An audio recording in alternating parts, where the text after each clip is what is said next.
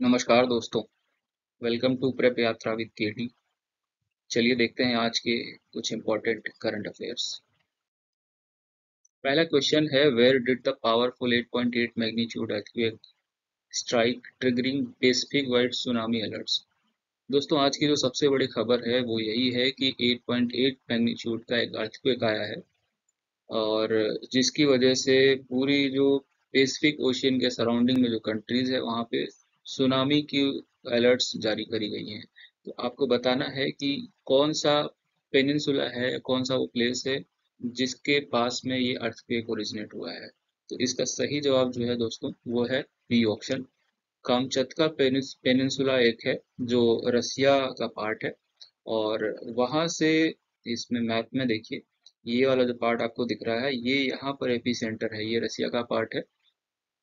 कामचत्का जो है पेनिनसुला, इसको पेनिनसुला बोलते हैं, जो तीनों साइड तीन साइड से पानी से घिरा रहता है उसको पेनिनसुला बोलते हैं। और यहाँ पर जो है इसका एपी सेंटर था और जिसकी वजह से 8.8 मैग्नीट्यूड का जो अर्थक्वेक आया है और उसकी वजह से सुनामी के अलर्ट्स हैं। क्योंकि सुनामी तभी आता है जब एपी सेंटर किसी अर्थक्वेक का ओशियन में होता है। तो जो सबसे बड़ी न्यूज़ आज की थी वो यही है। इसके बाद अगली खबर की तरफ बढ़ते हैं। ब्रह्मगिरी वाइल्ड लाइफ सेंचुरी जो है न्यूज़ में है।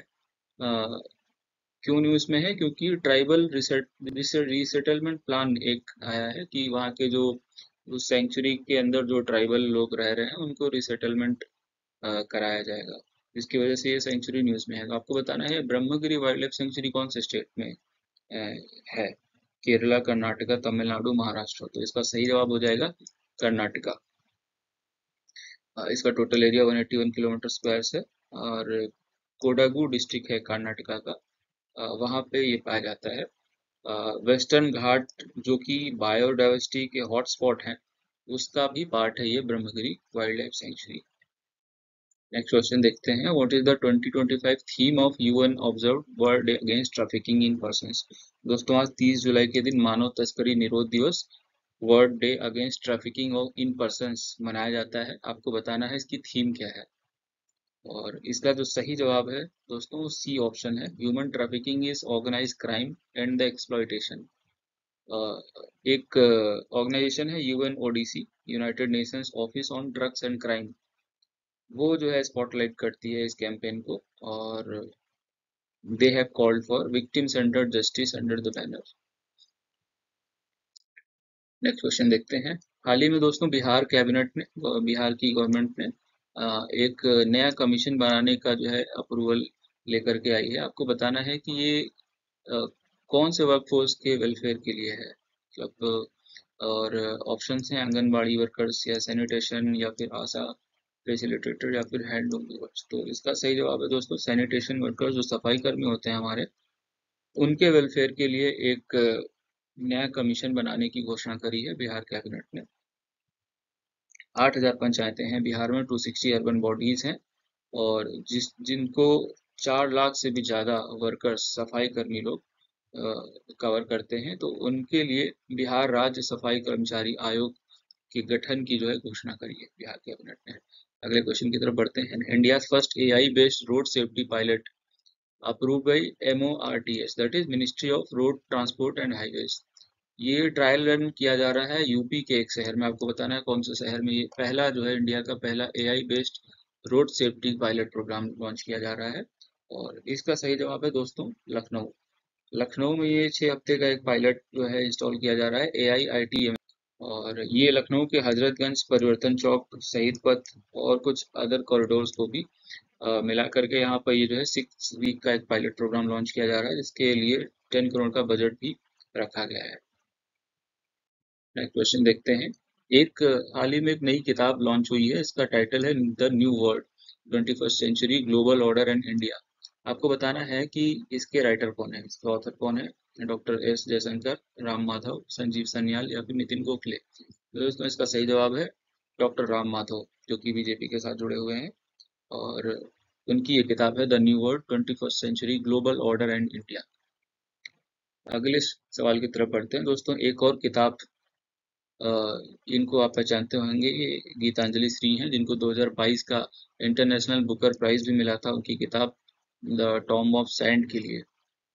तो उनको जो है 2025 का पेन ट्रांसलेट्स अवार्ड भी मिला है उनके एक शॉर्ट स्टोरी कलेक्शन के लिए। आपको बताना है उस किताब का नाम क्या है। तो इसका सही जवाब है सी ऑप्शन है, वंस एलिफेंट्स लिव्ड हियर। तो इस ये ट्रांसलेटेड वर्जन है। डेजी रॉकवेल ने जो है ये इनकी कहानी संग्रह को जो है जो ट्रांसलेट किया है, और उसको जो है इंग्लिश बेस्ड पेन करके जो ऑर्गेनाइजेशन है वो अवार्ड देती है। तो ऐसे टोटल 14 ग्लोबल विनर्स हैं, जिनमें से एक ही हमारी गीतांजलि श्री भी है। नेक्स्ट क्वेश्चन देखते हैं। हाल ही में ग्लोबल पीस इंडेक्स 2025 का रिलीज किया है institute of institute for economics and peace, ये लोग रिलीज करते हैं। तो इसमें आपको बताना है भारत की रैंकिंग क्या है। 110, 115, 120, 126। तो इसका सही जवाब है दोस्तों 115। भारत की रैंक 115वीं आई है, लास्ट ईयर 116 थी। और बांग्लादेश पीछे है इंडिया से, 123 पे है। पाकिस्तान 144 पे है। और सबसे हैरत की बात है कि यूएसए जो है और भी पीछे है इंडिया से। तो ये आप देख सकते हैं, ये एक मैप है जो रिलीज किया गया है। जो रेड कलर में आप देख रहे हैं यहाँ पे जो है ये लोग रैंकिंग में पीछे हैं, और ग्रीन कलर जो देख रहे हैं इनकी रैंकिंग अच्छी है। तो जो नंबर 1 रैंकिंग है वो आइसलैंड की है, दूसरी रैंकिंग आयरलैंड की है, तीसरी पे न्यूजीलैंड है। इंडिया 115 नंबर पे है, 123 नंबर पे बांग्लादेश है। यूएसए की जो रैंक है सरप्राइजिंगली 128 है, और लास्ट जो है वो रसिया का है 163। अगले क्वेश्चन की तरफ बढ़ते हैं। तो आपको बताना है कि Sotheby's had scheduled the auction of the sacred Piprahwa relics जो है, और वो अभी 120 ईयर्स के बाद में इंडिया में वापस लौट आए हैं। तो सोथेबी करके एक ब्रिटिश कंपनी है, एमएनसी है, जो कि फाइन आर्ट्स को लेकर के जो है डील करती है। तो ये लोग ऑक्शन करने वाले थे जो पीपरवा रेलिक्स हैं, बौद्धिज्म से रिलेटेड हैं, बहुत ही सेक्रेड माने जाते हैं। तो इनके ऑक्शन को रुका करके जो है इंडियन गवर्नमेंट ने ये सक्सेसफुली ये डील क्रैक करी है, और 127 ईयर्स के बाद में ये रेलिक्स वापस भारत में आ रहा है। तो आपको बताना है ये जो ऑक्शन होने वाला था ये कहाँ पे होने वाला था। तो इसका जो सही जवाब है दोस्तों ये हांगकांग है। हांगकांग में ये ऑक्शन होने वाला था। पिपरवा के जो रेलिक्स हैं ये बहुत ही सेक्रेट, ये आप जो ये इमेज देख रहे हैं इसमें ये जो है कई सारे जो है ज्वेल्स हैं, स्टोन्स हैं।